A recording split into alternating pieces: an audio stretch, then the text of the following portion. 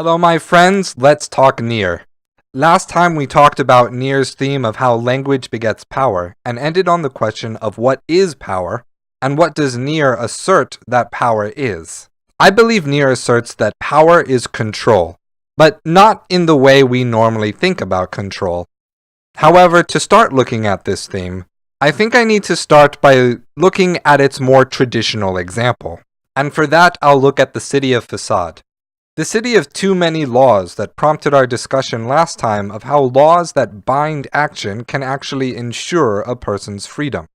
But the operative word was can, and that doesn't mean all laws will. Facade had laws that dictated where shops had to be located in an absolutely irrational setup. Laws that required people to live at an altitude that reflects their social class, and other more or less offensive laws that range from inconvenient to outright discrimination.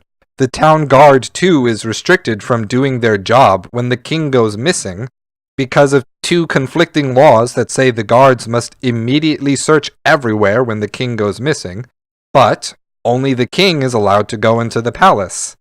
The inability to do both of those things should be immediately apparent.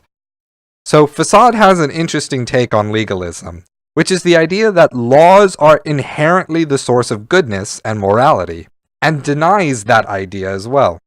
But normally legalism is criticized for giving the lawgivers, the king, the presidents, the senates, whatever you have, the ability to dominate the people of a society without themselves being bound to those laws.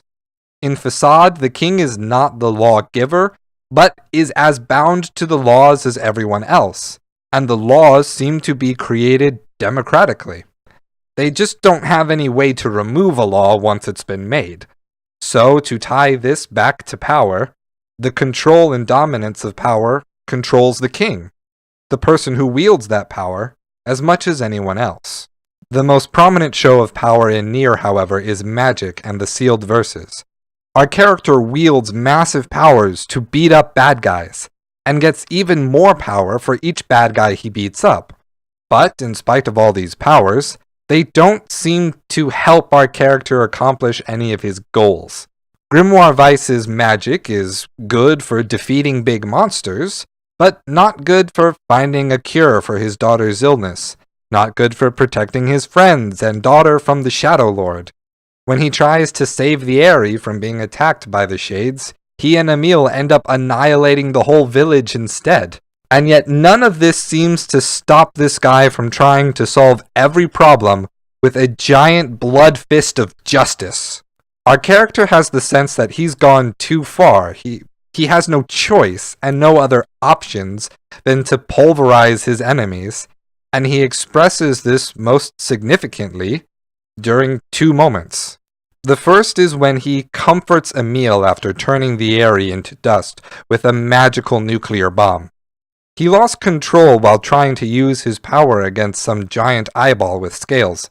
Emile is sobbing for killing all those innocents, and our character's only way to console him is to say, "Just don't look back." Second is when we finally confront the Shadow Lord, and our main character is finally confronted with the reality that the Shadow Lord, the character from the intro tutorial, is doing exactly what we are, trying to use his power, gained from Grimoire Noir, to save the life of his daughter, by putting her shade into the body of the replicant that's supposed to be her match. I hope you took notes on that part as well, because that's also going to be important in a later video. Long story short, our character decides on the spot that he's not going to sympathize with the Shadow Lord. Just like he told Emile, he wouldn't look back. He had only one option, and that was to use his power to smash his way forward to get what he wanted. And guess what? It didn't work. The only reason he gets his daughter back is because the Shadow Lord's Yona decided to empathize with our Nier. She decides to give up her control. I think I've almost made my point, but real quick, I want to add a personal experience that I had with Nier. This was the first time I was ever profoundly affected by Nier, and by a mechanic as metaphor. See, my first experience of Nier was Nier Replicant, which I got from a video store bargain bin in Soshigaya, Japan.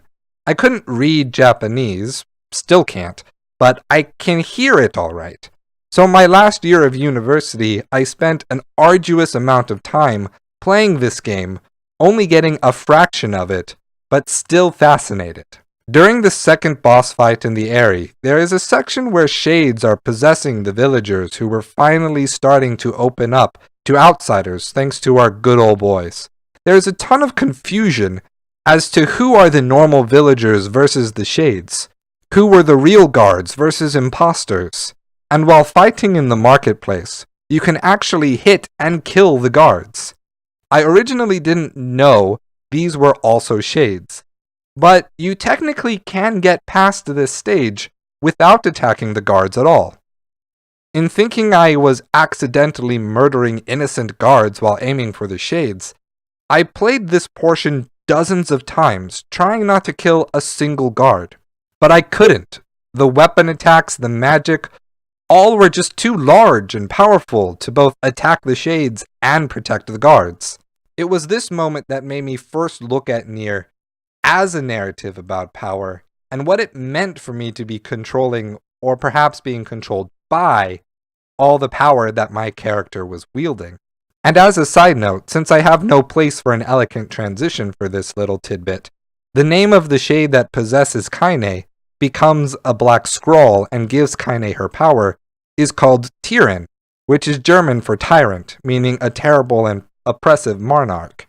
So Kaine's source of power is also a source that is controlling or manipulating her. This theme in Nier is essentially a denial of Friedrich Nietzsche's philosophy on the will to power.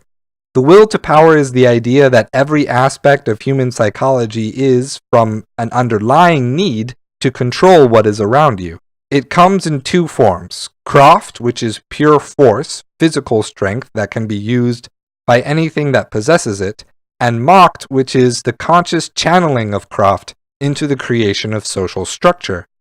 Nietzsche believed that this nihilist abandoning of ethics to instead focus on human nature as a power-driven thing would free people from being bound to a sense of absolute morality that oppresses people arbitrarily. But in reality, his denial of any grounded base for ethics normally results in either people who already have power asserting that they have a right to oppress others, because they are the Übermensch, a person who threw off their slave morality by imposing their will on others, while common people who don't have much power in society turn instead to dismissiveness and hedonistic focus on whatever the next personally or immediately pleasurable thing that comes up is. But again, Nier denies Nietzsche's depiction of people's relationship to power. No person can actually wield power. Power wields people. The lesson in this mechanic and in this part of Nier's themes is that power is control, but people can never actually control power. Power to any degree controls us. It dictates what we do. It dictates our options and our thoughts. Whether you're the king of a nation or just a guy in a village, our power controls us. So power is control, and that control is exercised over all people. But now Nier raises another question with that theme, and that's the question of what are people? For what Nier says about that, come back for part 3. Thank you for watching, everyone, and as always, stay true.